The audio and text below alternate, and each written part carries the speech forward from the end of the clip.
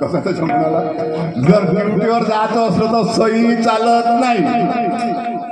कायचा जमानाला अरे बा मराठीचं होईन राजे हे म्हणजे कुठे इंग्रजी येते. इंग्रजी जर आलं असतं तर बसलो असतो का मी राजा हे अवधूत भजन करत ऑर्डर भजन.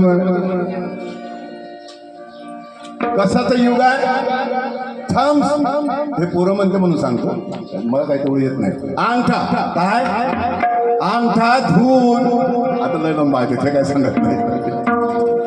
याचं कारण सांगतो मित्र हो. देवाचा प्रत्येक पिंड जसं रूप एकसारखं नाही तसंच या देहावरच्या हस्तरेषा हातावरच्या रेषा पायावरच्या रेषा एक रूप दिसत ना.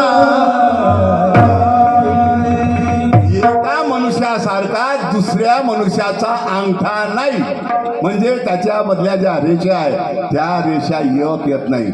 म्हणून रूपाचे अनेक रूपाचे जरी पिंड बनवले लक्षात ठेवा. पण महाराज काय म्हणते या कलयुगामध्ये एक गोष्ट तुम्हाला ओळखायची आहे. कोणती? कलयुगात सांगेव मात्र तोडादी रूप. ह्या सर्वांचा आदिरूप कोणता आहे? या चार खाणीपैकी जे आदिरूप कोणाचा आहे? म्हणून मित्र अवधूत नामामध्ये अशा काही ओव्या आहेत. आदिरूप आले घरा इथून सुरुवात होते ओवीची लक्षात ठेवा.